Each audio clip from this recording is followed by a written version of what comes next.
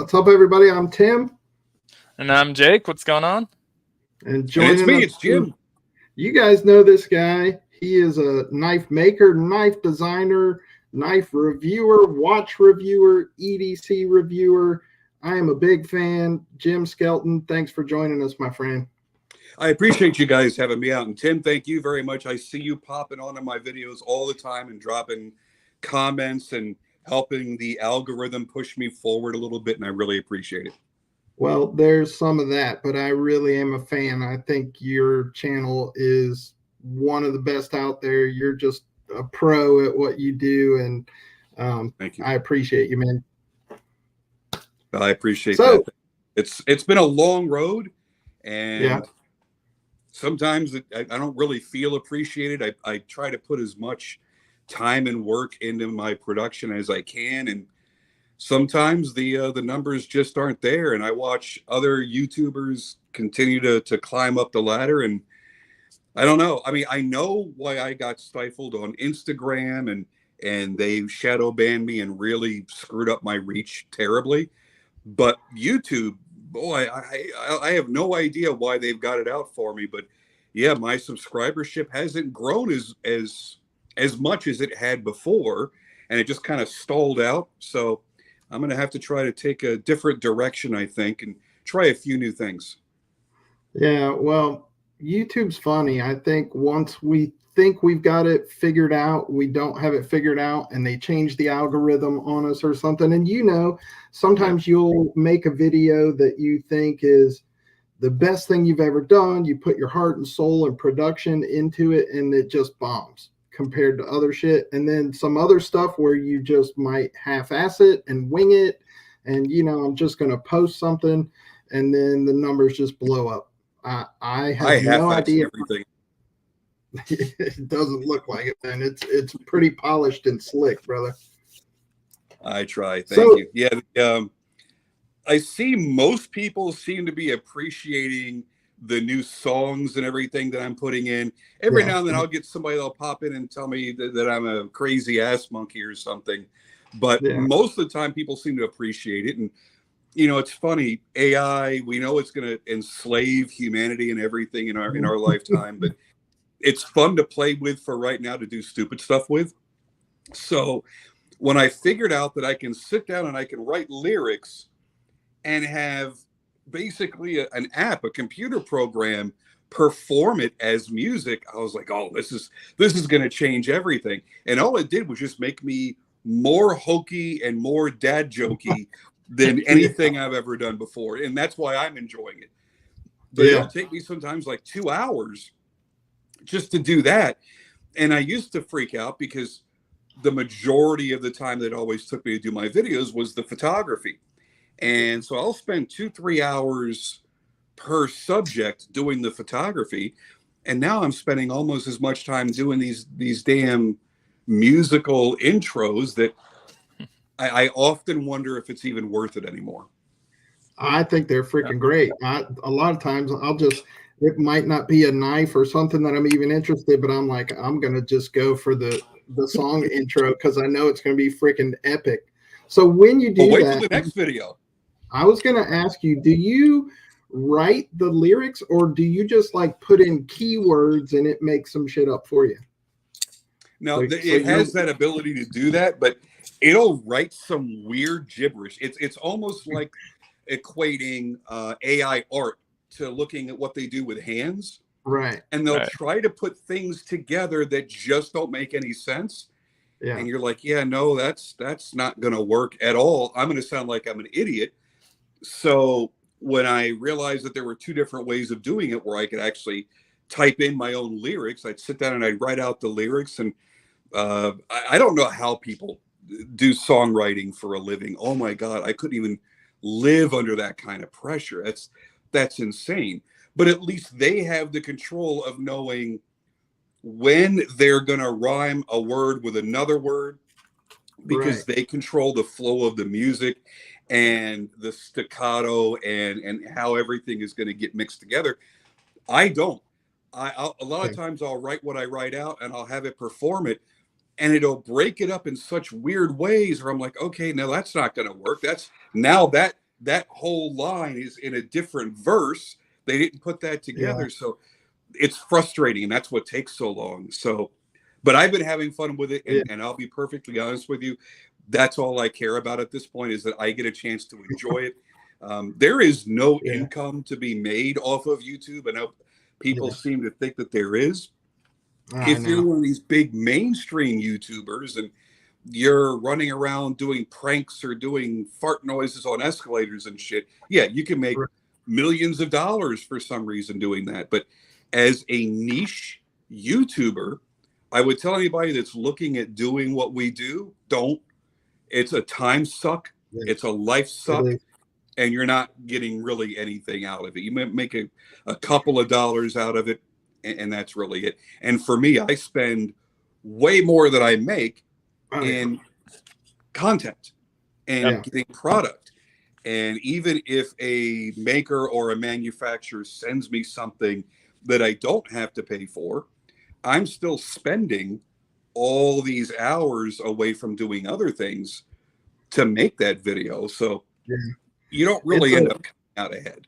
Right. You do it to break even and enjoy the hobby, basically. Yeah. And you don't want to turn it into work. You don't want to take what you love and turn it into work. And I've done that, unfortunately, with most everything that I love. So I want to keep enjoying what I do. I want to keep enjoying EDC and knives and firearms and all that stuff. But it's funny because I've already recorded the next 2 videos that I'm going to do.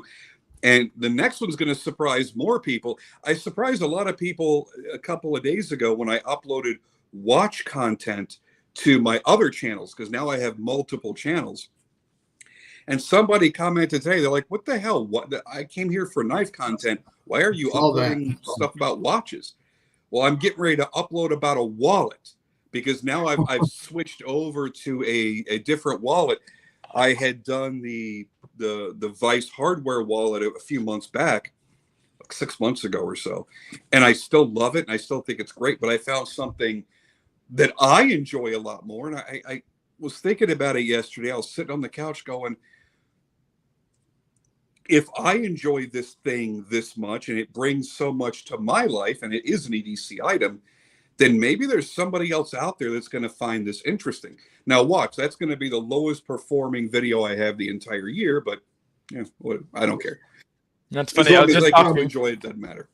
Yeah, I was just talking to Tim about that. I've kind of mixed everything from the get-go. So watches actually do pretty decently, even though I'd consider myself a knife channel. I only do, 2 out of 10 videos or knives. Then I do pouches, wallets, watches, multi-tools, all that. So they've actually performed pretty decently in terms of long form, but for whatever reason, the shorts on watches do not do well at all.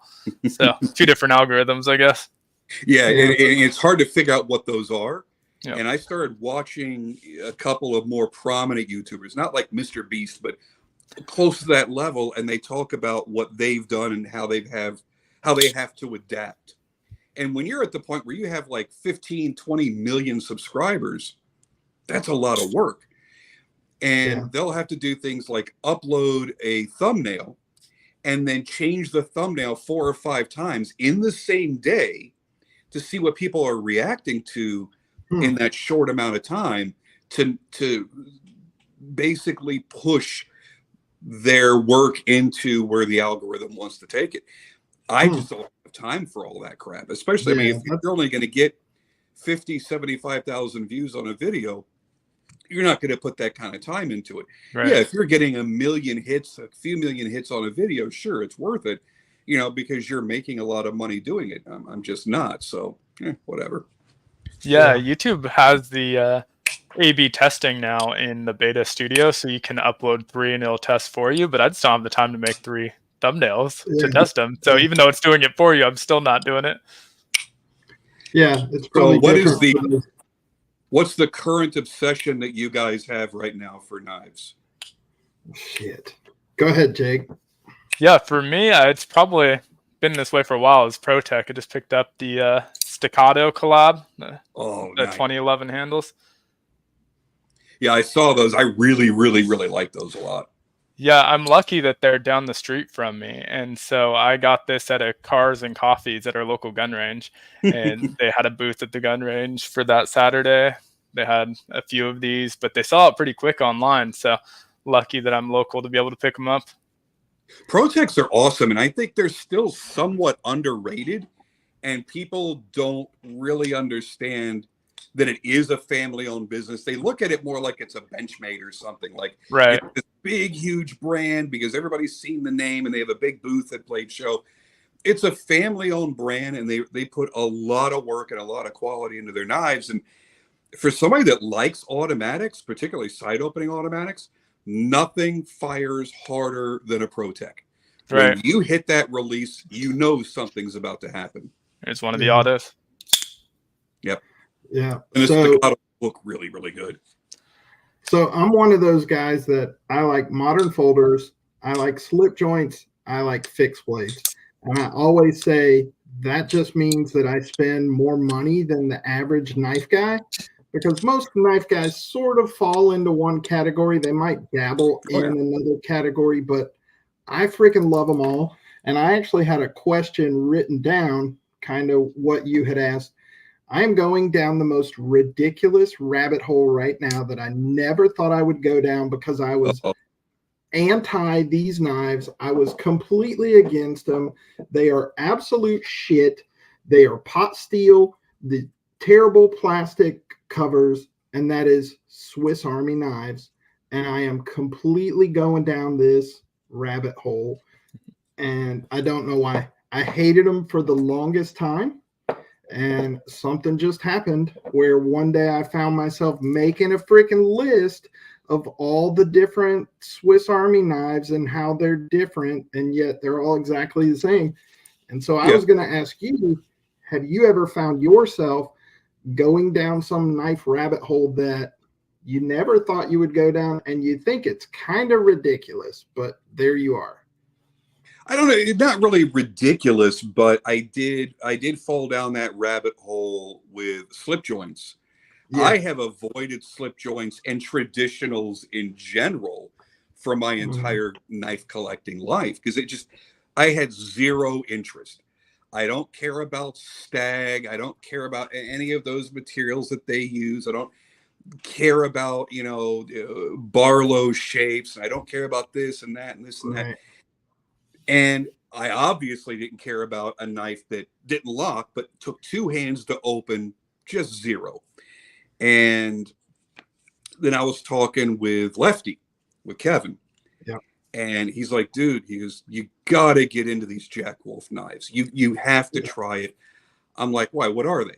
And he's like, oh, they're slip joints. You got to. I'm like, no, I have no interest in a slip joint. He's like, no, I didn't either, but trust me. And he started telling me, he's like, they're titanium, they're fat carbon fiber, they're this, they're that. And he goes, and they're really wicked cool, and they're really well made. And he goes, they're affordable. Now, that's some people look at that and go, yeah, $300 for a tiny little slip joint's not affordable. A made in China knife that's not affordable. But when you put it in your hand and you feel the quality, and you're like, I can't believe it's only $300. And now I think I haven't really counted, but I think I have somewhere around 18 in the past year and a half. I see all those canisters behind you there. It's nuts. And the more I got, the more I fell into it. And I've done that twice with flashlights too. I had fallen hard again because of a buddy of mine, Jerry Todd. He's like, hey, you gotta get into flashlights. And if you go way, way back in my channel, like 8, 9, 10 years ago, I would mention fairly often in my videos, I don't understand these people that collect flashlights. And then Jerry got me interested in trying a couple. And then he sold me his Hanko Twisted Tie Trident. And I got it. I mean, and I'm sitting there paying $600 for a flashlight that's this big. And I'm like, what the hell's wrong with me? He goes, trust me, you're going to love it. And I got it. And I immediately understood as soon as I opened that light up. I'm like, okay, this isn't some cheap little thing. And then I started realizing how often I would use it now that I'm carrying one.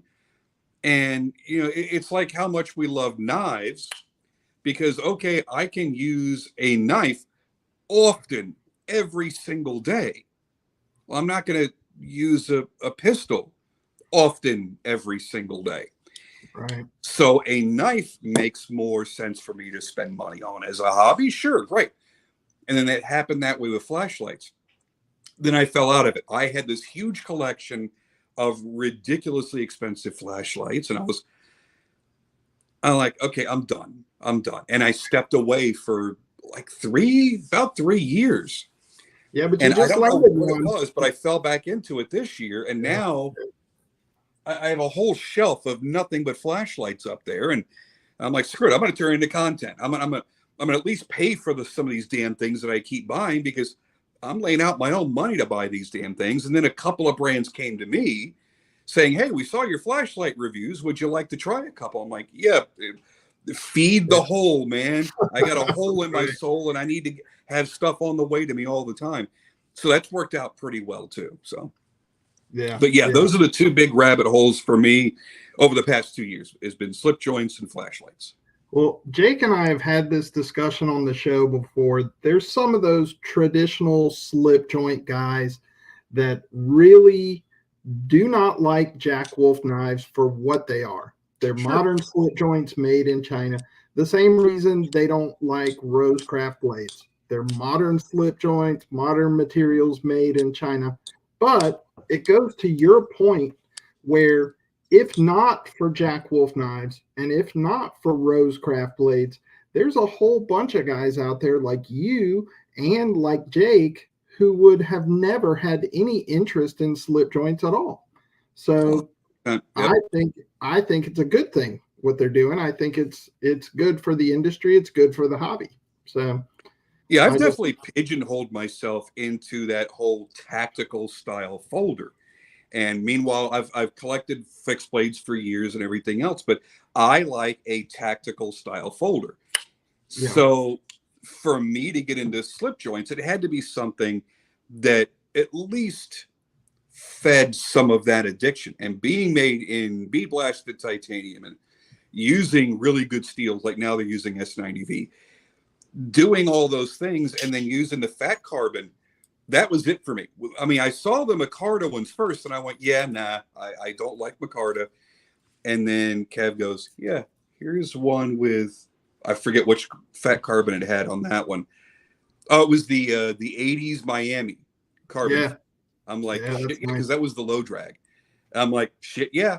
And then he hooked me up with Ben, and me and Ben started talking, and we hit it off. Ben is a super, for those that don't know who I'm talking about, Benjamin Belkin is the owner of Jack Wolf Knives, and he is a phenomenal person. And we'll text each other like 16-year-old girls, giggling and just making stupid jokes. And we hit it off right away. We have a very similar sense of humor, which reveals a lot more about him than he probably wants to admit. But he's a great guy, and I'm so happy for him and the success that he's seeing. And he's done it by marketing smartly, partnering up with a really, really good manufacturer that's delivering consistent quality. And he's not getting stupid with his pricing. As his popularity, I mean, probably tripled over the past year, he's kept the prices the exact same. And then he upgraded to S90V from M390, kept the prices the same. Worked on the fitment being better, worked on the walk and talk and all the wonderful characteristics of those knives so that they were a little bit more refined than they used to be. Didn't charge a penny more. So I give him a lot of respect for doing that, because we all want to say we would do that, right? We want to be loyal to the community. We want to be loyal to the collectors. However, at the end of the day, it is a business, and you began that business to make money and turn a profit. And to restrain yourself and go, no, I'm going to keep my prices the same, even though I know his costs have gone up, is certainly very commendable. And if people want to bitch because they're non-traditional, what are you bitching about? It literally says it on the package that this is a non-traditional brand. It's a modern interpretation of classic designs. I don't know what you were expecting. But I do understand people that have a very strong love in a tradition like that. And then to see somebody brash, younger person coming on the scene and turning it upside down. I mean, it's not like he's doing graffiti art on them or anything, or throwing in a bunch of ridiculous lingo and trying to change everything. He's not changing what the people love about them. You know, he'll still make a traditional Barlow.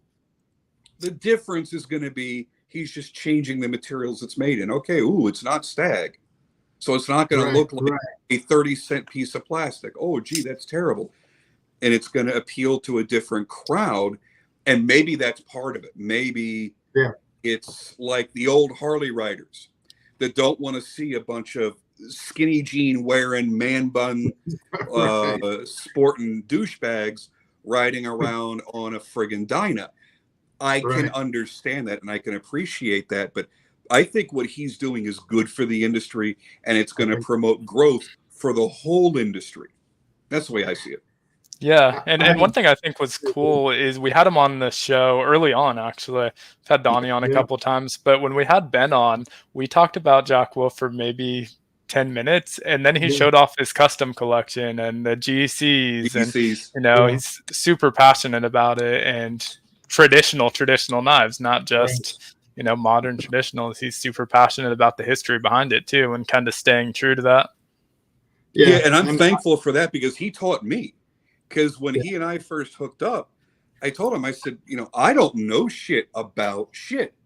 I know the things that I have my interest in, and I know the things obviously from making knives on that perspective. I said, but when it comes to slip joints, if there's somebody that's been collecting slip joints for their entire lives, there are going to be certain things that they need to hear in order to know if that's going to be a quality product for them to make a buying decision. And I said, I just don't know.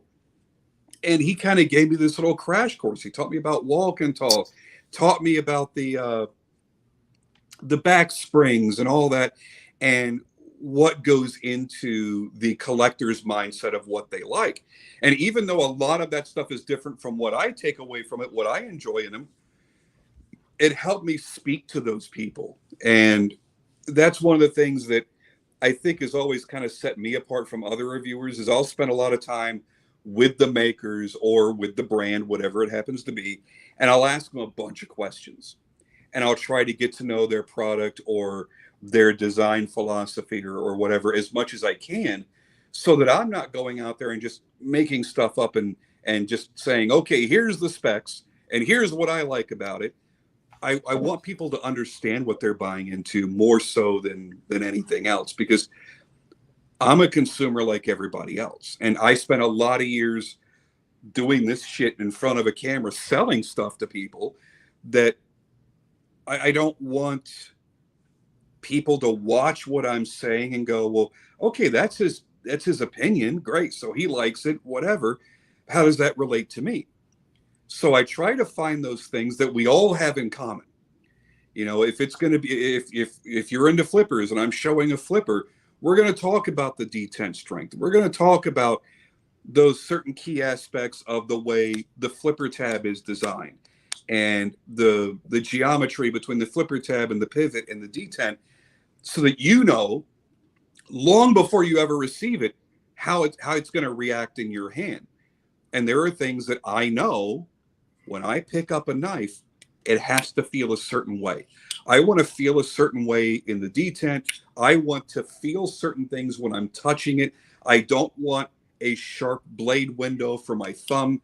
I mean, because remember the old days when people weren't flicking knives, we would call it strider thumb, because you had that weird shape of the blade opening and that very tough detent, and you were thumbing it out, and that oblong shape was twisting around on your thumb, and it didn't feel good, and they always left that harsh edge.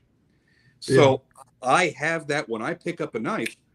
I'm feeling for little things like that. I'm feeling for if this lock bar relief cut is set too close to the duck bill on the pocket clip, if it's going to tear up the seam or the pocket of my jeans, because everybody else has that concern too.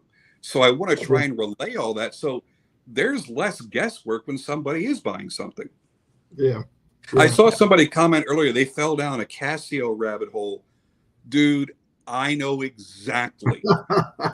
I know exactly where you went on that, because I did the same thing in the past couple of years. My G-Shock collection went from, I have never owned a digital watch since I was a kid. I was about 12 years old and I got a Timex Ironman, and I thought that was the coolest thing in the world. And I never had a digital watch ever again. And I did become a mechanical watch snob in my adulthood. So I've never looked at digital watches or had a major interest in Digi watches. And then I grabbed a G-Shock. I grabbed my first G-Shock, and I all of a sudden got it. I'm like, well, that's what I've been missing out on. And then I started looking for all the collectible ones and the JDMs and ones they only made like 200 of, and this colorway and this movement and this. And that's a disgustingly expensive rabbit hole. I never thought I would spend $600 on a Casio digital watch. And I sure as shit did twice. Now, and I ended up buying an expensive one that didn't look expensive, but it was only available in Japan. That model was widely available, but that colorway was only sold in Japan. And my ass spent $600 on it. I'm going to lose my ass off on that if I ever decide to sell it, because they ended up re-releasing it like 2 years later. Oh no! Like, all right, whatever. It is what it is. So yeah. I know where you're at on the Casios, man. They can suck you dry. That's for sure. So some of our viewers might not know this, but back in the day, you were on Shop NBC and you hosted a watch show. So we're not going to talk about that. But what I wanted to ask you was, which came first, your love of watches or knives? Ooh, man, that's a good question. You should be doing that the Hot Wings show. The that was Hot really Ones. good. Yeah, Hot Ones. Another show I'm addicted to. I really don't. I remember I found my first knife. I was a kid. I was about 9 years old, and I found a buck 110 in the woods behind my parents' house. It was out by the railroad tracks. And I also found my first Playboy the exact same way. It was just left on the ground. I don't know what kind of weirdo was reading porn in the friggin' woods, but with a knife.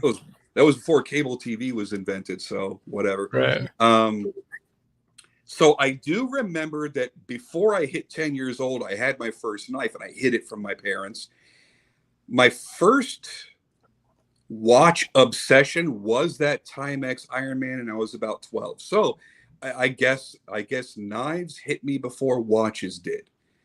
And I didn't care much about watches until I was about 19 or 20. And for some reason, I grew attached to the Movado Olympian. And I saw that it was the Olympian on bracelet. And I went, that's the coolest thing I've ever seen. And back then, Movado was pretty cool, man. It was late 90s. And they were still somewhat of an innovative brand. Now, everybody's lost interest in them because there's nothing innovative about them at all. They just put out a two-hand quartz watch and make it in fashion styles and pump them out. But yeah, that was a turning point for me. And the boss I worked for the next year, I went into that industry, and he owned a Breitling, and I had never heard of watches that cost that much. I'd never heard of Breitling, and I saw that Breitling, and it was an old Navitimer. It was the blue dial old Navitimer on a brown Alligator. I will never forget that watch because of the impact it left on me. And that wasn't satisfied for years until I bought my first Breitling. And to this day, I still haven't had a Navitimer. But what a lot of people don't know is the German manufacturer Sinn, S-I-N-N, they actually, when Breitling was about to go out of business due to the quartz revolution, they purchased the rights to manufacture their own Navitimer. So I think it's the ST903, if I'm not mistaken. I could be off on that. But right now, if I were buying that watch, I would actually buy the Zen instead of the Breitling. They look identical. They're almost identical in every way. I have an appreciation for Zen. I have a Zen, and there's something a little bit less flashy about the Zen variation than the Breitling. And I know that I can be a very ostentatious, brazen person, but I sometimes like the more subtle things, and I think the Zen is a little bit more subtle, and I'm more into that. But yeah, watches came after knives. I never thought about that until you asked me. Thank you. Now I don't know what I'm going to do with that information, but now I have it. Well, now you know. What would you say you have spent more money on throughout the years, watches or knives? Probably watches again, because I've owned a few that when I was in the industry and had the income to support it, I would buy $20,000-$25,000 watches on occasion. Yeah. I've never spent that much on a knife. The most expensive knife I've owned was $7,000, and that was the Todd Fisher and Stan Wilson Advisor collaboration, and that was all Damasteel and Timascus. That's the most I've spent on one singular knife, but I've owned hundreds of knives at one time that added up to a lot. But I still have a picture somewhere on one of my phones or something.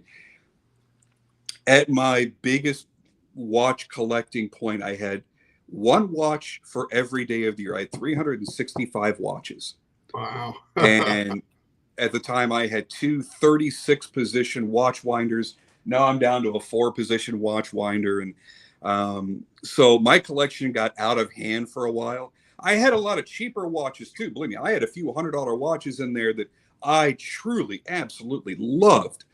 But my first big expense was I bought a Zenith Defy Extreme back when that series was really, really popular, and that was like 15 or 18,000. And I bought a Breguet. That I thought was the pinnacle for me. Now there's a Patek I would want to have before I die.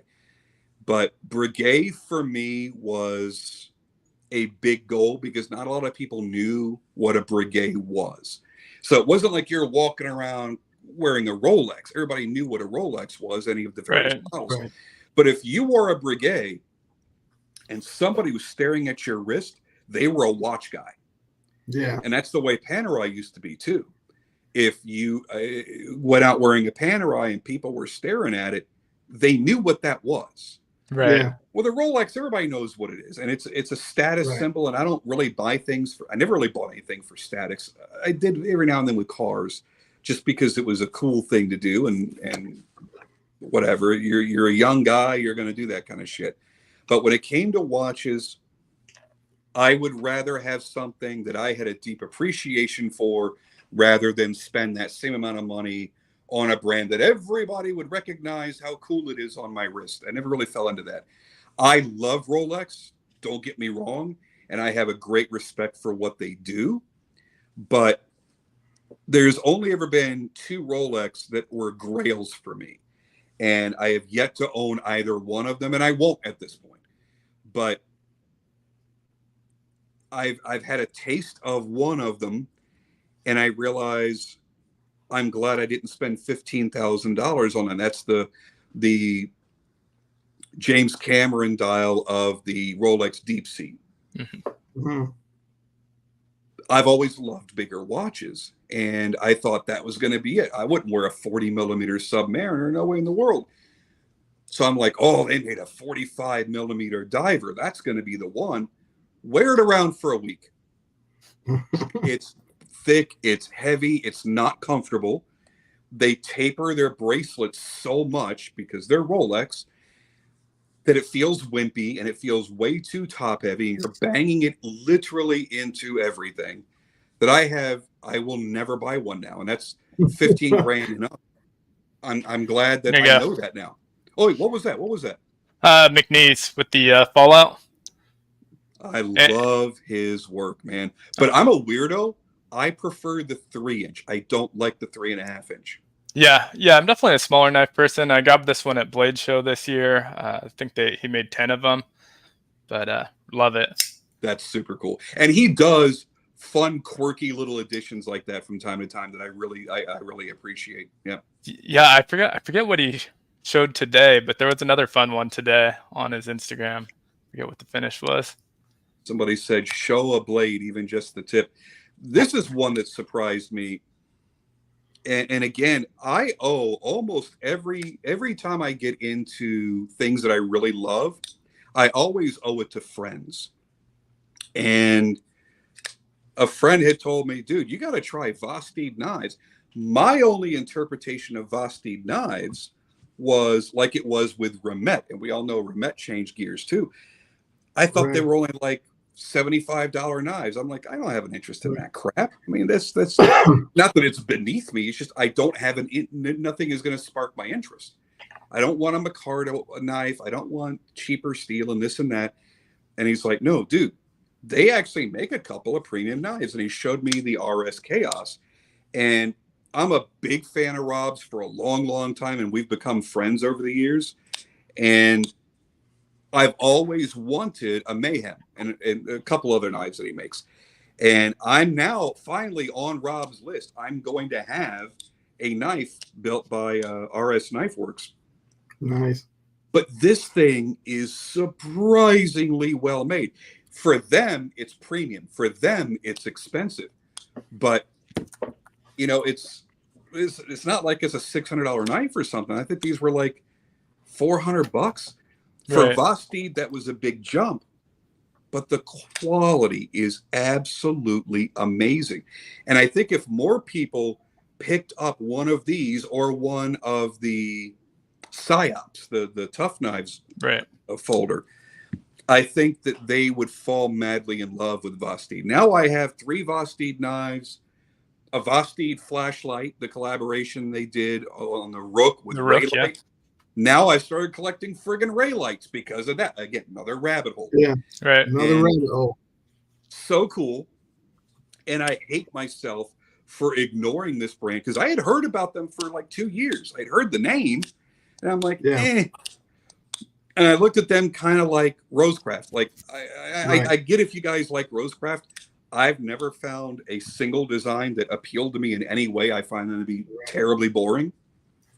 But that doesn't mean they're not good quality. But I wouldn't know that because I haven't picked one up. Because there's something in my brain that tells me, you're not going to like that. And I don't take the risks that I used to take. Because every knife that I'm going to spend money on, I really want it to be content. And I don't want to go out there and talk trash about somebody's product. I've done that. And it hurt that person very, very, very badly. And I didn't realize it until it was too late. And I vowed I wouldn't do it again. Once I became a knife maker, I said, no, I'm definitely not going to do that again. So I try to only review products that are worthy of being reviewed.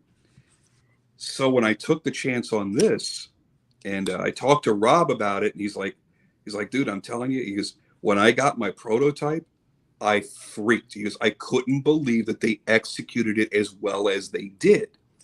And he sent me his personal prototype to play with, which, I mean, how friggin' awesome is that? Who does that kind of shit? Yeah. And I was sold to me. I'm like, that's it. I'm definitely going to start collecting VOSTEEDs now. So yeah, there's always a surprise around every corner if you give yourself the chance to be surprised. And I still close myself off sometimes, and I feel bad for it. Yeah, I'm gonna pluck a few questions out of the chat if that's okay. Yeah, go for it. Have a few that went kind of far back. I know Mrs. Very Good Knife Company was just wondering where you're from, where you're located. Oh, me? I unfortunately moved from Dallas to, I can't believe I'm actually saying this out loud, to Delaware. Delaware? What the hell is Delaware? Family is in Delaware. That's the only reason I moved here was to be close to family before they reach the end of their life cycle. Yeah, that's definitely fair enough. Beefer Baron was asking if you could put all your songs onto a playlist. That would be kind of cool. who would want to listen to that hokey shit? I put it on realize repeat at the how gym, corny or I am very self-aware, and I make myself giggle when I do it. But I'm glad that other people do appreciate it from time to time. Thank you. I'm probably, I mean, maybe I will at some point just to see if I can get away with it. But maybe I'll do it, but I wouldn't count on it. Yeah. Yeah. There you go. Ron Dobbins was asking for thoughts on Rockstead. So I've handled them at shows. I never owned one, so probably not the right person to ask. But maybe you have a little more familiarity. They are hands down the finest made production knife that money can buy. Period. There is no better production knife, and I challenge anybody. I lay down the gauntlet. You show me a better production knife than a Rockstead at any price, it doesn't exist. Their blade hardness is utterly insane while still maintaining toughness. They've proven that for decades now. The edges last seemingly forever. I think with my first one that I bought, which was the Shin, I would strop that twice a year. Wow. And then after, I want to say the number in my head is 4 years. After 4 years, I brought it to Blade Show with me, and I handed it to one of the owners of Rockstead to fly back with him to Japan to put a fresh edge on it. And so that was 4 years of use with stropping twice a year. It was great. The finish work. What people don't realize is they put a tremendous amount of handwork into every Rockstead. You're not buying just a production knife. Right. The polishing work on those blades, it's a true fine mirror. There's no waviness when you're moving it around in the light. It's not warping the light or anything like that. They're true mirrors. They were the first brand that I had experienced that used an authentic diamond-like carbon coating, a true DLC. Everybody else was using black oxide PVD and calling it DLC. So you had a surface finish that was harder than the steel finish itself. The action, buttery smooth.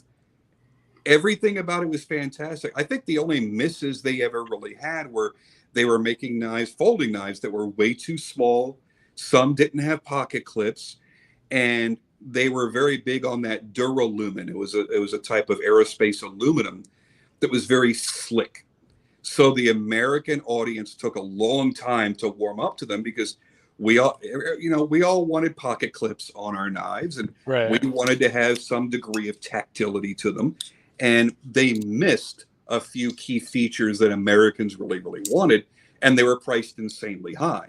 Right. At the time when I got into them, the cheapest folder was $1,200 or $1,300, and that's not too far off from what they are now for the cheapest. And you could routinely spend $2,000 on one. And this was at a time where I was looking at $500 knives going, man, that's a lot of money. And then I researched that first Rockstead before I bought it, and I went, this seems worth it. And when I got it, 100%, it changed how I collected knives entirely.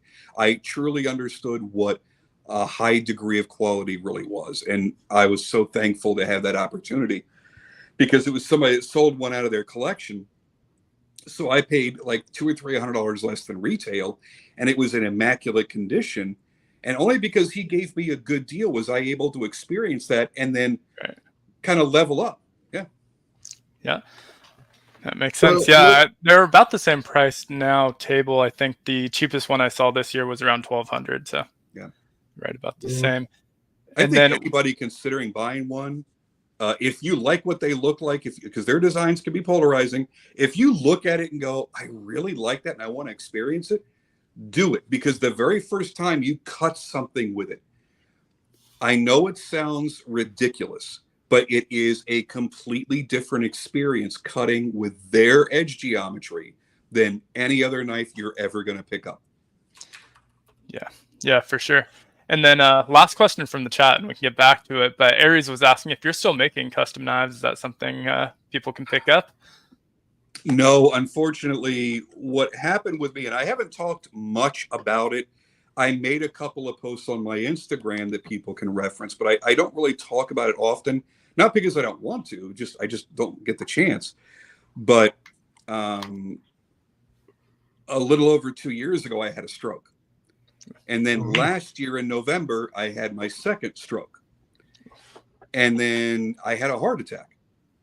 So nobody could figure out what it was. I had a bunch of different doctors chasing different things.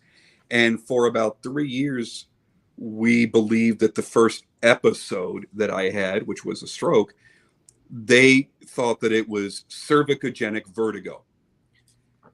And so I would have these attacks, as I called them, and I would just sit there and I would ride them out thinking, oh my God, you do truly, honestly feel like you're dying. Damn. I didn't think I'd make it out of any of them. But in the back of your mind, you're going, it's just a vertigo attack out of nowhere. I'll be over in a few minutes. Not realizing that those were actually strokes that I would have either been paralyzed or could have died from. Yeah. Because I was misdiagnosed. So we finally traced it down to I have a really weird blood disorder that causes me to throw clots. Damn. Consistently. So I am no longer able to work in my shop. It's too dangerous. Between that and the pinched nerves that I have in my neck, I have two nerves in particular. One will pinch every now and then, and my left hand will open up, and I'll drop whatever's in that hand. Wow. So if I've got 45 hours into a knife, and I drop it, and it tips on the concrete, I can't even imagine what that would be like. But worse, I can go headfirst into a grinder with a 60 grit belt running, at 2,000 RPM or something. Plus now, because of my blood disorder, I'm on the most ridiculous, crazy blood thinner that exists. So one day I bit my tongue and it bled for a day and a half. Jesus. Wow. There was not a day that ever went by in my shop that I didn't get abraded, cut, poked, sliced, something, because that's part of knife making.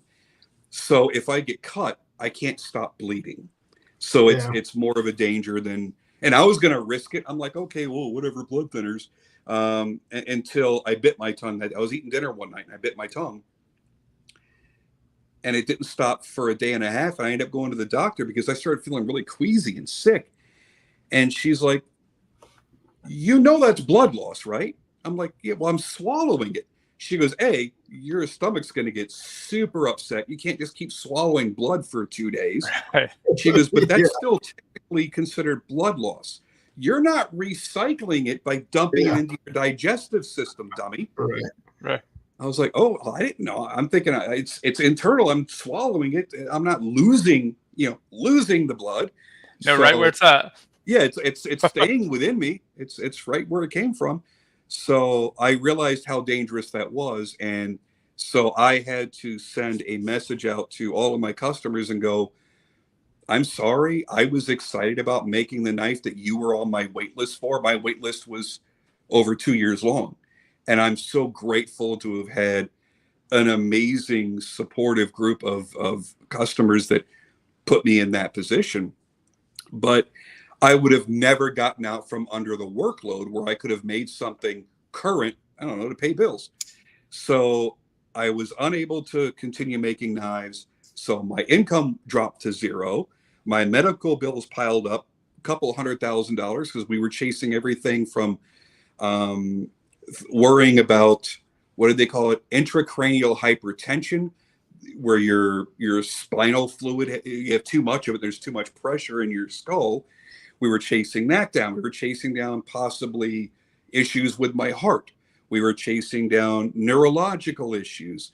So I had a cardiologist, a neurologist, a neurosurgeon, and then I had a hematologist involved, which thank God, finally, that's who figured everything out. So doctor bills climbed. Then I had to make this move from Texas to Delaware and had to buy a house at a really bad time in the market in 2022. So my entire life kind of went upside down. So thankfully, I had hooked up with a couple of brands to offer some of my production knives. And that's kind of where I kicked that into high gear. And now I've got a whole bunch coming out, and I'm excited about that. But the support that I got from my customers on my client list was amazing, because there were several that had paid deposits or even paid in advance. And I sent everybody the same message, and I went, hey, here's what happened. And I would literally send them, we found out about my strokes because I have scars on my brain. And that was detected in an MRI, a brain MRI. And I was literally sending that to people going, I'm not bullshitting you. This is what happened. Yeah. And I had an overwhelming amount say, you know what? You don't even have to send me any of your production knives. We're good. You lived through what you lived through, and I'm glad that you did, and I still support you. And I thought that was kind of amazing for people that I had, in many cases, never met. Right. And yeah, I had a couple that weren't very happy and took care of what I had to take care of, but the overwhelming support from the community has been truly amazing. And for people to have participated in my production knife drops, the Caladan did well. I was very happy with the Caladan and the scaphoids. Right now I have the tibia folder out through Bastard's Knives, and that's I think it's almost sold out now. I'm not entirely certain. And then guys like Jared Neve and Metal Complex that have jumped in to support me as well. And that's a big deal, because we all kind of do the same thing. And you would think, especially at the levels that, you know, we're all at and they're at, especially, that there'd be some kind of weird competitive thing. And it's just not like that. There's some really good people in the community that will, even if they just send you a message and go, hey man, I was thinking about you. I haven't seen a post from you in a few months, you know, because Instagram shadow bans me. And a lot of times you can't even search my name on Instagram and it won't even pull up my account to people that follow me. And they'll just reach out and go, hey, I haven't heard from you in a while. Are you doing okay? Is everything all right? And that's really awesome when you're talking about people that you may have never met. You know, Yeah. I've had a chance to meet a lot of them at Blade Show and Blade Show Texas and things like that. But by and large, it's virtual strangers, and I think that's pretty damn cool, you know. Yeah. And I am not an emotional person, and I despise showing emotion, but it kind of chokes me up a little bit when I think about how awesome some of these people really are. Yeah, for sure. There's a bunch of, you know, I think there's part of that whole community thing and the people we've met through reviewing knives and just being knife enthusiasts, you know, it's the people that keep you going as much as the knives. You know what I mean? So for me anyway, that's what I find. So it is. And the fun part is to give back.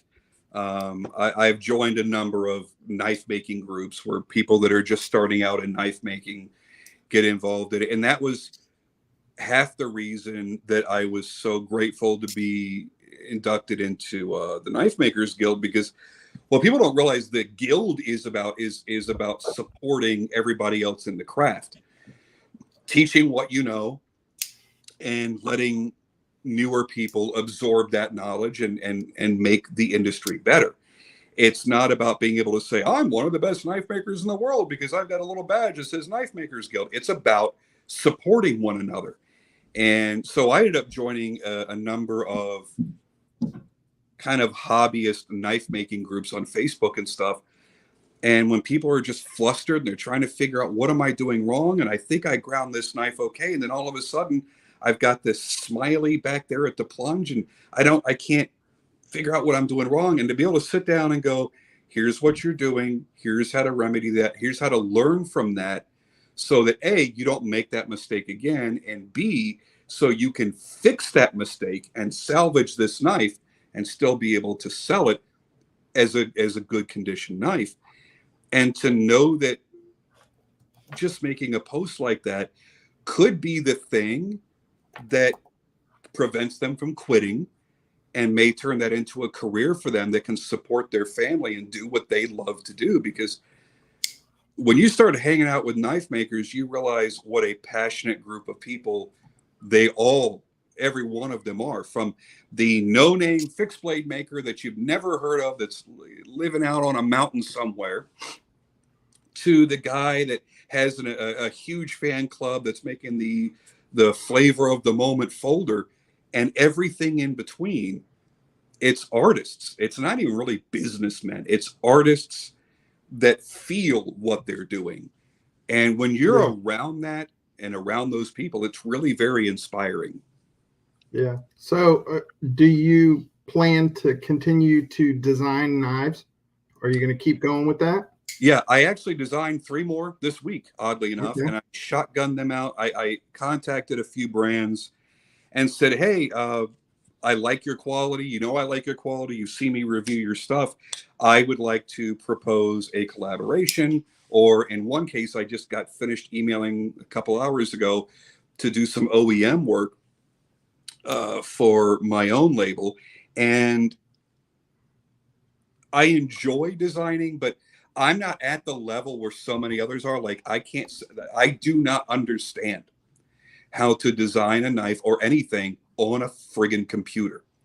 I have to sketch it out like a 5-year-old, and it looks like chicken scratch, and it's terrible. And then I'll clean it up a little bit, and then I'll take a picture and I'll send it to the factory owner and go, can you decipher what the hell it is I'm trying to do here? And then I'll give them a huge list of, well, we're going to radius this part, and we're going to convex this, we're going to concave that, and we're going to bevel this. And that's all well and good when you're just going, hey, here's the kind of grinds that I want to do. But when you're trying to develop a new mechanism, like I had come up with a new automatic firing mechanism, and I got super excited about it. And then I got angry at myself because I said, I have no way to engineer this myself, because I can't even draw out what it is that I want to do. So I had contacted Brian Winters, the owner of Winterblade, and he and I have become friends over the past few years. And I said, here's what I want to do. And I know that you just enjoy going into your shop and fabricating prototypes of really cool things. Do you think you want to work on something like that with me? And I told him about it. He's like, that would be friggin' awesome. So we worked on that for a few months, and he built this really cool prototype. And I was still living in Texas, and he ships it off to me, and I get it the day after it arrived to my house. I've been playing with it all night. I wake up the next morning and I'm scrolling through Instagram, and my buddy Princeton Wong posts up his new side opening automatic mechanism. Come where on. the 2 scales slide to unlock it. I never felt the wind get pulled out of my body like that in my entire life. Because I had a year into that, and then me and Brian had a couple of months into it. And I thought, nobody's ever done anything like that before. That this is going to be the next big thing. And it only took he and I so long because I was worried that when you go to push it into your pocket, that the scales would do this and unlock it. So I was trying to come up with an elegant way to have a lock on it that wasn't in the way, that people didn't go, oh, it's a great knife, but that stupid lock. Yeah. And Princeton, being the genius that he is, had already worked all that shit out, man. And he popped out with that knife, and he won an award at Blade Show that year for it. And it's a super great knife. And I'm really, really happy for him that he was able to make that happen. But when it comes to designing, I won't ever go to that level again because I don't want to get kicked in the teeth again. Yeah. But even just trying to sit down and come up with a cool design, I have to draw it by hand like a kindergartner. And that's frustrating for the factories because they don't work like that. They want to take even a basic framework and render it from there. And I'm kind of making them do all the hard work. So it's difficult to get those collaborations, but I just talked with Ramet, and I believe we're close to coming up with a deal on a design I gave them. And I'm madly in love with that one. Like, I'm super stoked for that one. I can't wait to see that. And Remet, much like VOSTEED, is one of those brands that you go back just 2 years. Yeah. They were making $20, $30 knives, man. How in the hell are they making these incredible quality knives now? So after playing with a multitude of them over the past year, I went, I got to talk to these guys because they're awesome. So I'm working things out with them. I hope that's going to work out. I sent the design over to KANSEPT. They approved it. They sent over the contract already, and I bounced it back to them, and we're going to do a little back and forth. And I'm just happy to get the chance to work with them because they're doing cool shit too. They really, really are. And I don't want to say who the third is right now because I don't want to jinx myself. But I have announced already that I have a couple projects coming out with Mech Force knives. Everybody loves the Tashi collaboration they did. Everybody loves the Alpha Hunter design collaboration they did. People got to understand the quality level they were at. And I gave them what I still think is my best model. I gave them my Hellraiser. And I got the prototype, and I'm super stoked with it. It's going to kick ass. I'm really excited for it. And awesome. I get a chance to still be able to enjoy that part of it, but I miss fabricating something with my own hands and then getting done with it and then holding it and going, wow, that kicked my ass in a lot of ways, but now here it is in my hands and it's beautiful and it cuts and it does this and it does that. I really miss that. I'm glad the last 2 knives that I officially made were really stellar showpieces. I did one of my MNO Starlights, which is that more of like a fantasy kind of knife. The only one of its kind that I ever did anything weird like that. And then I did my Gypsy Danger, which I only ever made one. And I made it for a really, really special customer, a really, really good guy. And when I got done with that knife, I played with it. I held it. I ogled it like it was something that was handed to me from another maker. Right. Fell in love with my own work. And I don't get that chance now. It's great to get one of my prototypes in and to see what a production knife is going to be, but it's not the same feeling, you know? Yeah, so I'm going to miss that a lot. And I miss hearing from the customers when they would get one and go and give me their feedback, or I'd watch them cutting ribs with them or doing something silly with them and gutting fish. And I had one guy take one of my knives and he cleaned out, I think it was 4 deer in one run. Nice. And he sent me pictures and everything. And it was my little occipital, the very first model I ever made, my tiniest knife. And he's like, I can't believe the edge on this thing. It just keeps cutting. He goes, I left marks on the breastplate on the damn animal. He's like, this thing doesn't stop. And that made me feel so good because at that time it was a skill I had just acquired. And Jerry Moen taught me how to put that very, very fine edge on. And I was just kind of getting the hang of doing that, man. And for one of those early customers to come back and go, here's what I did with that knife. And like, I genuinely use it. It's not just sitting in a display case. Like, I'm using it and I love it. And it's part of who I am now when I go hunting. It's got to be the same. Like when you go fishing, there's a certain rod and reel that you know is you. That I know if I'm going for that kind of fish, I want this lure, I want this rod, I want this reel. I know shit about fishing, by the way. But there's got to be certain things that you connect with and go, this is me. I'm going to have a great day because I have this. That guy felt like that about something that I made. I was pretty cool. blown away. Right. Well, you mentioned Jerry Moen, and we're already over time, but I have to ask you this. So you trained or apprenticed under him. You got the opportunity to learn from him, and I know that was awesome. What would you say is the most important thing that he ever taught you, or the biggest piece of advice that he ever gave you as a maker or designer or enthusiast? What's that one thing that Jerry Moen taught you that just sticks with you forever? Because I know there's something. It's something that he used to say all the time too. Every time he would go to change a belt off the grinder, he goes, "I use belts like they're free." And what he meant by that was,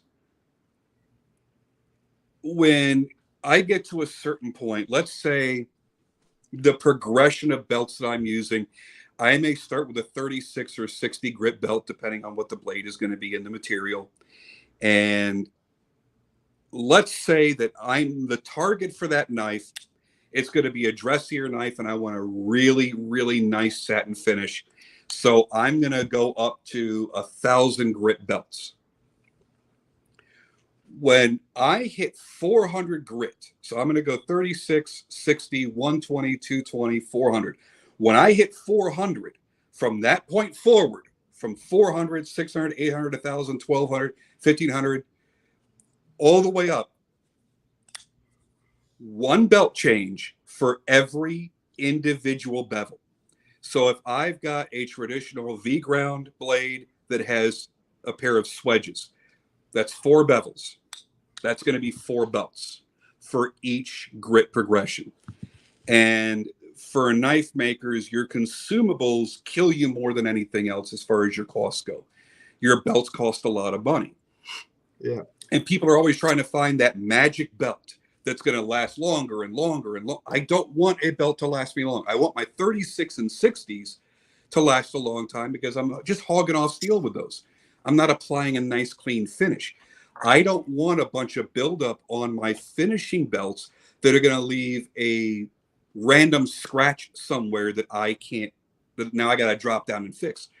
So if you use your belts like they're free, don't worry about how fucking much money they cost you.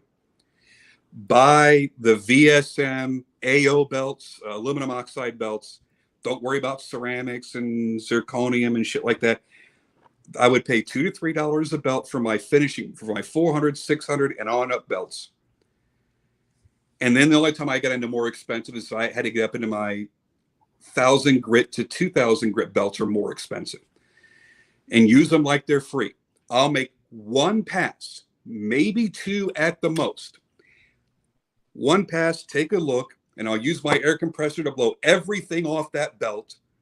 If I've got to pick up one more thing, and I'll do one more pass, and that bevel's now done for that grit, the belt comes off. It doesn't go in the trash. It goes into a pile, a hook, that will be used for profiling a handle or perimeter work, finish work on a blade, where it doesn't have to be the showpiece. One of the things I would pride myself on was my blade finishes. A lot of people started asking me early on, why don't you do a lot of hand rub satin? Because I was taught by someone who is so good at grinding how to do a nearly flawless finish. It almost feels like velvet, and it brings out a rainbow hue when you move it in the light, because I'm not allowing shit to collect on the belts. It's one pass, belt comes off, here's a fresh belt for the next bevel, and on up the line. So everyone was perfect. So I did a lot where I would do the hand rub satin for my flats, but I would do the belt satin for my bevels, because I had the confidence in my grinding.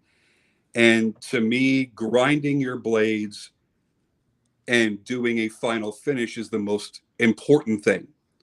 And I got that work ethic actually from being friends with Todd Begg and spending countless hours in his shop and watching him work by hand until his elbows literally had big knots coming out the back. Yeah. And seeing how much work he put into his knives. I mean, granted, he's charging $4,000 or $5,000 for a knife. You expect that level of work. Right. And he would look at what I did. He go, "You're pretty proud of that knife, huh?" And he would look at it and go, "I would do this, I would do this, I would do this," snatch it back, and I would go and I would do those things. Yeah. And then he helped me do a niter blue on the very first niter blue Damascus that I ever did. And I learned a very big lesson in your prep work right before you go to do the bluing, and then the aftercare immediately when you're done, to make sure that all the hard work that you're putting into this isn't for naught. Right. With him, it was all about the process. The final product is about your process, the order that you're going to do things in. Don't screw with that. If you're going to go in a specific order, don't change that on the next knife you make. On the knife after that, keep doing it in the same way so you don't make a stupid mistake, like making 2 left-hand scales for a knife. I don't want to tell you how many times I've done that shit. Yeah. One time I did it with $300 mammoth molar fucking scales. Oh, so yeah, sorry, I know you're not really supposed to curse on YouTube, but whatever. We're outside the first minute. We're Jerry's good. big thing that really left the impression on me was use belts like they're free, because you're charging money for your product. You should make it the best it can possibly be. Don't cheap out on them by trying to pull extra life out of your belts. They're paying for your damn belts. Use that money for the belts. It's not just profit. It's not just about, coke and strippers like, all of us knife makers are into. We're riding off into the sunset in our Lamborghinis with the strippers and the bikinis and all that. It's about putting that money back into your product. So use your belts like they're free. So to knife makers, do that, because there's nothing more fun than when you round up that pile of belts off the floor and you fill one of those giant street bins completely full for the trash guy to pick up, and it's nothing but belts. It's not fun when you have to reorder all those, right? Because they're expensive. But there's something very satisfying about clearing out all the belts you used and then looking at your bench, at your finished bench, and go, that entire bin of belts only made 5 knives. For a lot of guys, that was 3 months worth of knife making worth of belts. Not for me. Yeah. So people used to ask, why do you charge so much money for your knives? Because A, I'm doing that silly shit. And B, I would use pivots for my hardware instead of using cheap pins or rivets or something. So it would cost me $50 just to screw my knives together. My cost. So yeah, they were expensive, but I wanted to put everything that I could into the knives that I was making. And now that I can't do it anymore like I want to, I'm glad that I did, because I get to look back on the work that I did and be proud of it. And if something ever changes, and I don't know, they say I'm on these blood thinners for the rest of my life. I can never miss a dose the rest of my life. But which also means, by the way, I can't ever get more tattoos, which makes me angry too, because I had a lot of tattoos. I don't know why I did that. I was not going to tiger stripe my face or anything. But come on. There were a lot of plans that I had that this ruined. But if something ever changes and I can get back to making knives, oh yeah, I'm definitely going to do it. So by the way, if anybody out there listening is a knife maker or wants to become a knife maker, if you need equipment, hit me up. Like, I've got a TW90 that's fully set up that I need to sell. I got to move some shit out of my shop and start parking my car back in there. This fella right here that you've seen in the chat, very good knife company. Very good knife company. Yeah, I'm a big fan, and I've designed a couple fixed blades, and that he is the maker of those fixed blades for me. And when you first told me the thing about the belts, I chuckled, because I went to his shop in Georgia and spent the weekend there. And I asked him, the same question I asked you, and he said the exact same thing about belts. Shit. Yes. Wow. So I'm sitting here listening to you saying all this, and I know that Jacob is just nodding his head, agreeing with everything that you're saying. But anyway, I know he's trying to expand, so maybe I will put him in touch with you about some of the equipment. So, and then Jacob, do me a favor, man. My Instagram, hit me up there, or email me, or whatever, and you can even send an email through my website. And I'll bro deal the hell out of you, because if Tim likes you, then I like you. So yeah, he's a good dude. Anybody out there for that stuff? I got a lot of medical bills to pay, so It's good this to clear back a few things out of the shop. blade fella, he can fuck off because I don't curse ever. That's bullshit. trying to say I curse all the time. So listen, Jim, we are over on time, but if you want to hang around and keep chatting, we can do that. It's completely up to you. Obviously, I could talk about this shit all night, and I know Jake could too, but you know, we're on your time here, brother, so you let us know. Yeah, I'm good. At some point I'm going to pass out because, like I said, I didn't sleep at all last night. So, but yeah, let's hang out. Let's bullshit for a little bit. So I want to ask you this. I want to get into your whole designing now, right? So this is the newest chapter in your life. So a couple things here. When a person buys your design, what do you want them to think or feel? And the other thing is, how would you describe your design language or style? I always want somebody to be impressed with the uniqueness, because there's only so many ways you can make a knife. I mean, you're never going to create something these days that hasn't been done before. It's all been done. Right.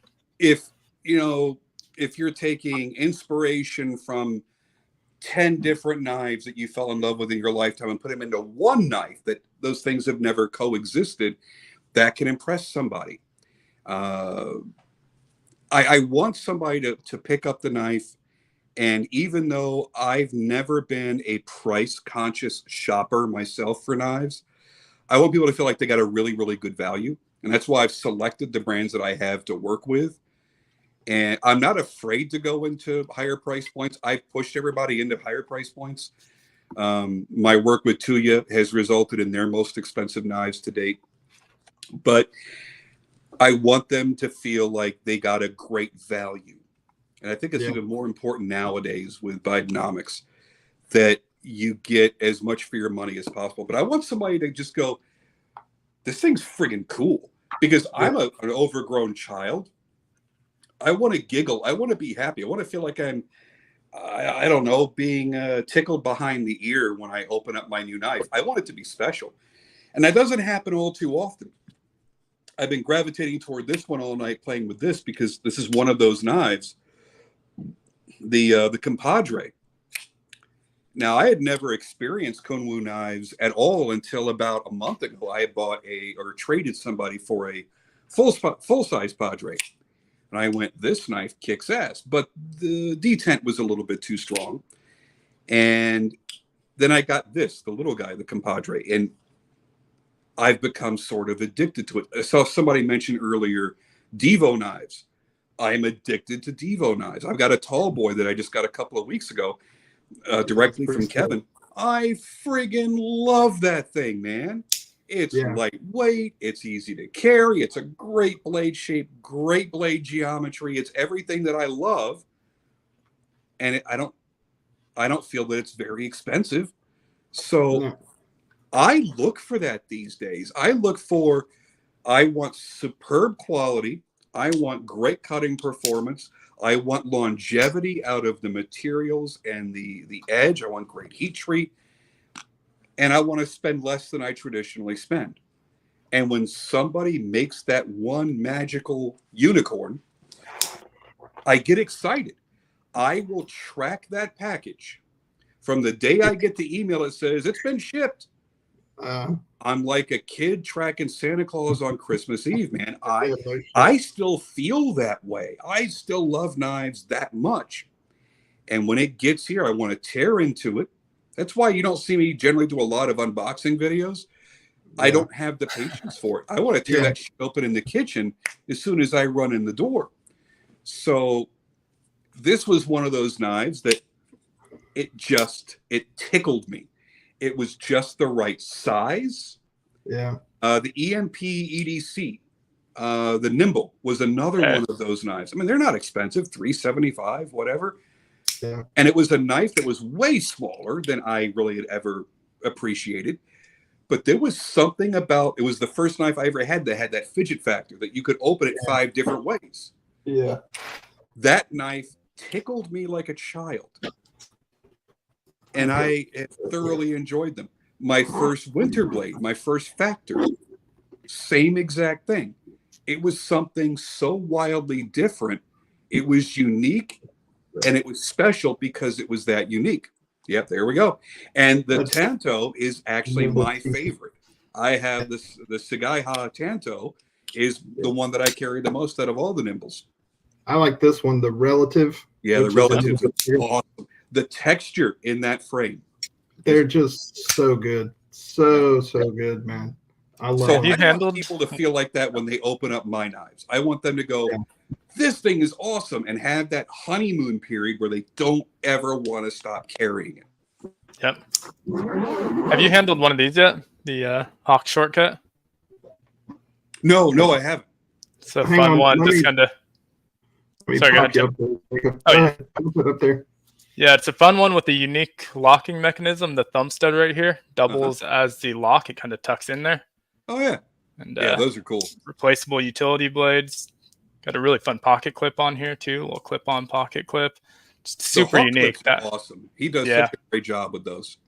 And I remember when they first started doing that, people called it hokey. And they thought it was going to break and it was going to be flimsy. And I'm like, are you shitting me? That is the greatest idea ever.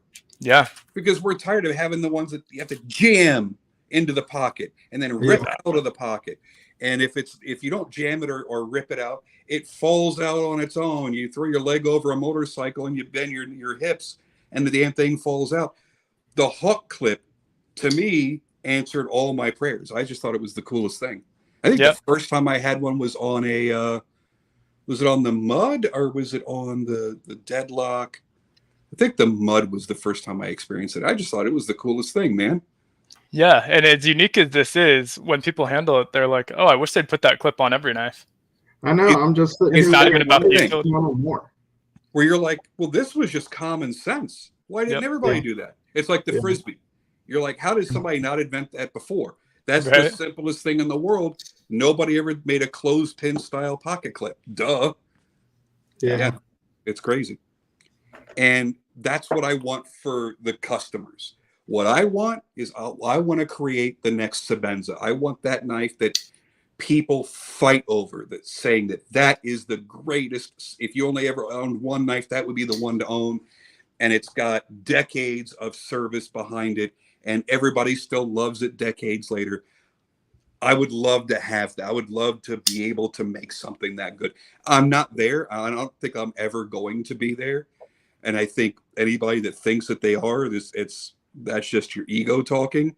Yeah. And I know that I have bravado, but I don't have an ego like that. Like, I'm never going to make a Sebenza level knife, but I hope that I do. I hope for my family that I do. I hope for my legacy that I do. But that's lightning in a bottle right there, you know. Yeah. But for the customer, I just want them to feel excitement and pride, whatever it is. If it's about the finish, if it's about the edge, if it's about the cool grind, if it's about the materials I chose, I just want them to go, I'm proud to own this. This speaks to me as a collector. And that comes from my years in watch collecting and then watch designing. There's, as a collector of anything, you're going to rotate through them all. We always say EDC bullshit everyday carry. Yeah. I don't carry the same knife every single day. That would bore me to tears because I'm a collector. I don't carry the same gun every day. I don't do any of that stuff every single day. Right. But I want that thing. There's a certain watch that people identify with. And maybe it's, you know, when we were discussing Rolex earlier, maybe it's the Rolex Submariner. And when that guy first put his Submariner on, he's like, this is me. This is my personality. This is the outward expression of who I am, and other people see who I am.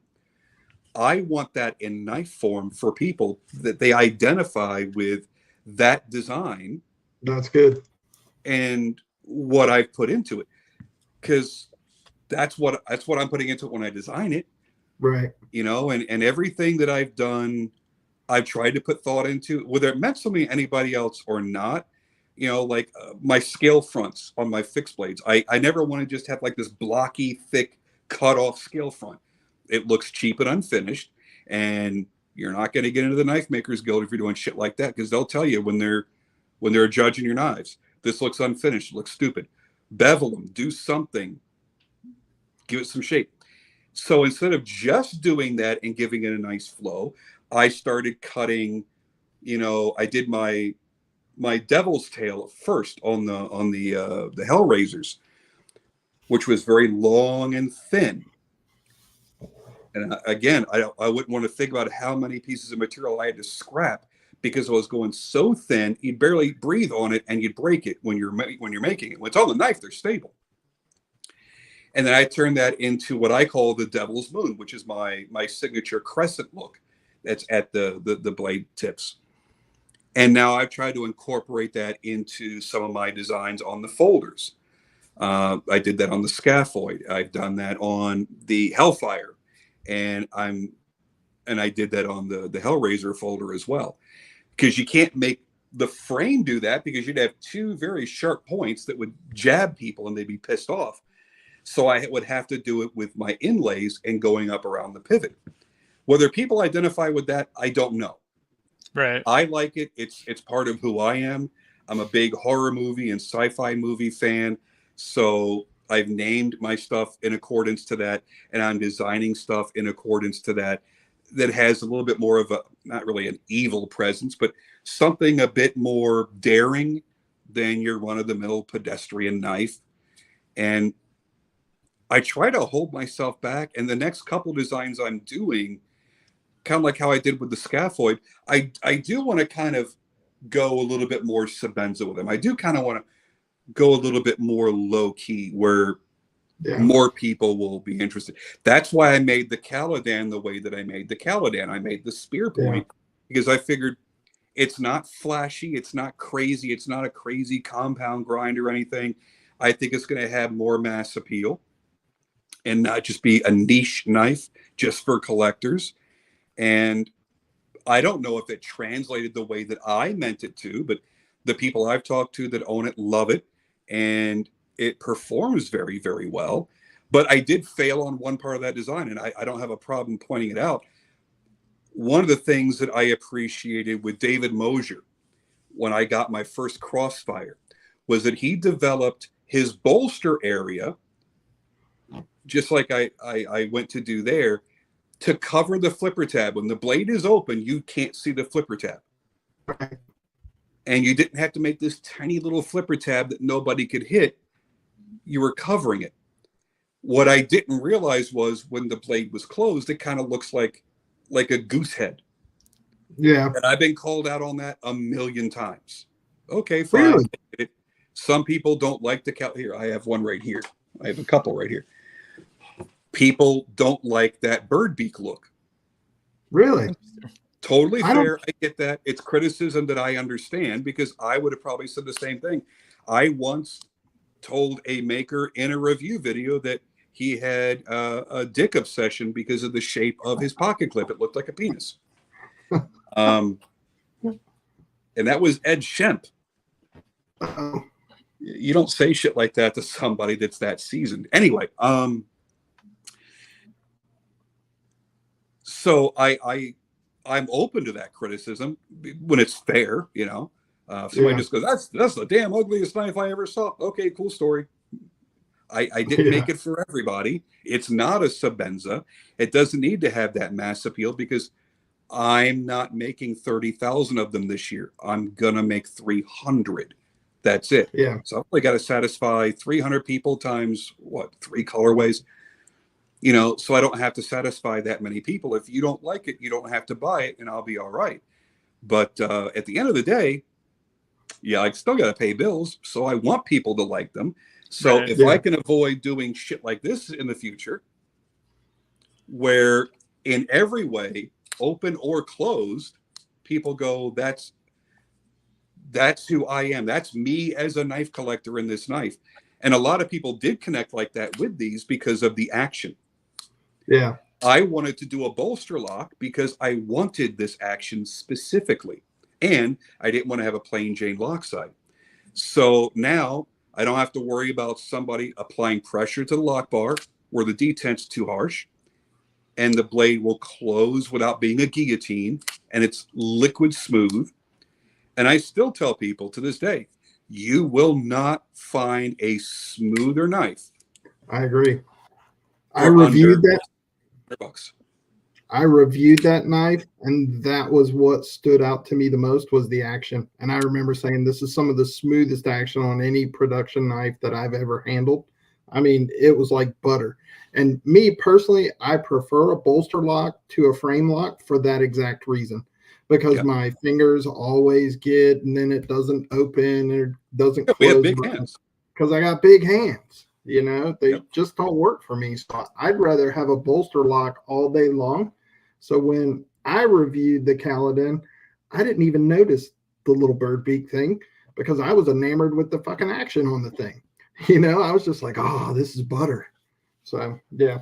But, you know, there's all kinds of little things like that. And you have to look at them from a certain angle. When I started photographing watches back in like 2001, I gained a new appreciation for design because I was photographing them at angles that nobody else really was. And I was finding things that I loved about the design that most people would overlook. And maybe that was just the way a bevel cascaded down just the edge of the lug horns. I would see that through my camera lens and fall in love with it. The rest of the watch may have been a hot mess, but that one thing I fell in love with, and that was enough for me. But there would be things I would look at an overall watch and go, that's the coolest watch ever. But I would see that one little thing. So Ramet, and how it would ruin it forever. What's that? Thank you, Ramet. Ramet just became a member of the channel, so thank you for that. And we were just bragging on Ramet a little bit about how well you guys were doing. So it's very timely. Yeah, Ramet is awesome. I've had a wonderful relationship with them, being able to review their knives. And like I said, my very first experience with them was a $20 knife. I never saw what was coming. Never. Yeah. If you would have asked me, are these guys ever going to make an exotic knife that has a butter smooth action and flawless finishing and create their own unique blade finish that nobody else does? I would have gone, you're out of your mind. Yeah. And they're incredible. And one of the knives I carry a lot right now is a Ramet. There's a couple that I carry often, but there's one that I've been seriously addicted to. I just recently reviewed it. And it's funny because their design is very similar to what Reich has done for the past year or two. And I just reviewed a Kituo. They were so similar. Executed differently, but so similar.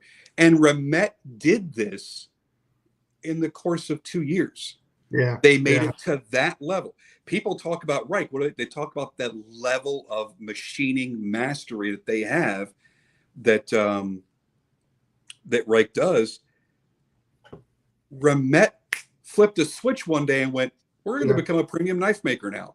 And holy crap, man. And the gentleman that I contact with over there, his name is I think it's pronounced Jin. It's Jin. And since I'm Jim, I'm pronouncing it that way, and it could be Jean. I don't know. But the person that I talk with over there, the first premium knife that I got in from them, I went, whoa, wait, where did this come from? When did you guys switch from being this cool, funky budget brand to making a premium knife?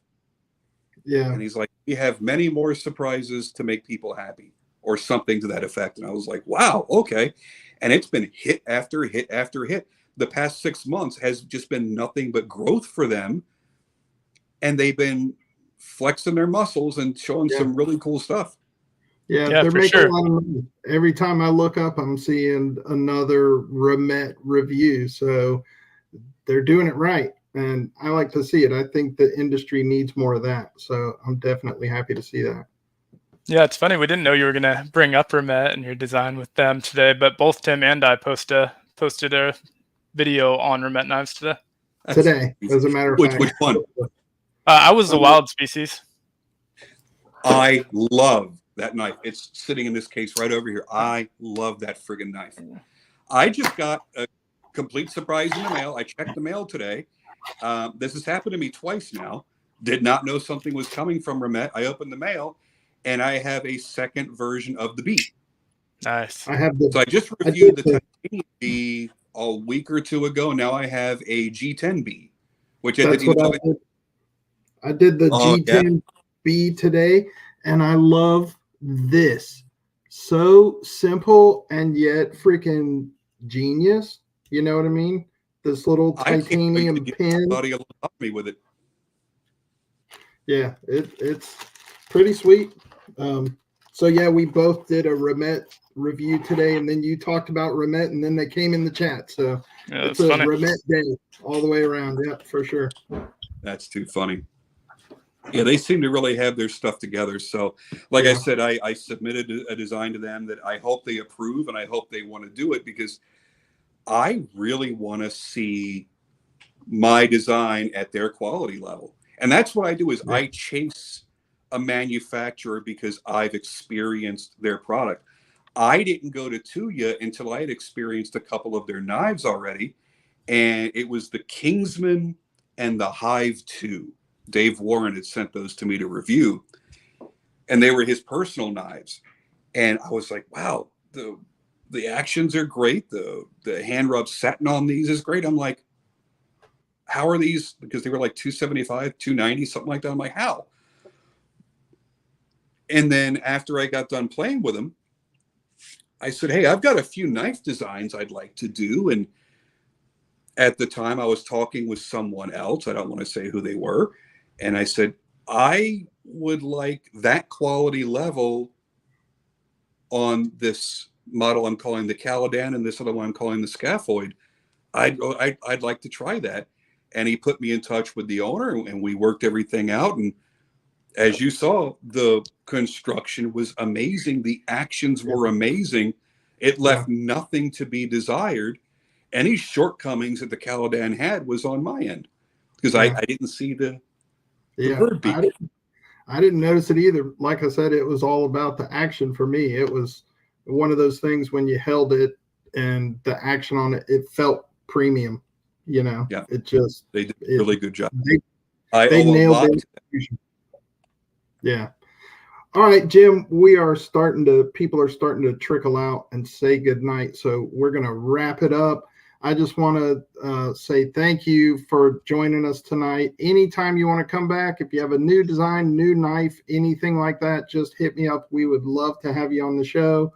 And everybody that hung out with us, we appreciate you. And make sure that you go subscribe to Jim on YouTube, Instagram, and check out his website and support what he's doing, because we appreciate what you're doing. Thank you. And thank you guys for having me on the show. It was a lot of fun. I enjoy you guys a lot. And again, thank you for the participation that you've given me on my channel. It's a really cool thing to see. And I'm sorry that we didn't get to do this earlier like we had planned on, but I'm glad we finally got the chance to do it. It's all right, man. I am a big fan, and I'm just glad we finally made it happen. So thank you. Thank you very much. Yeah, 100%. We appreciate it. Good night, guys. Thanks, everybody. We'll see you next week over on Jake's channel. Y'all have a good night. Yep. Thanks all. Thanks to Bluminati Ninja for holding it down.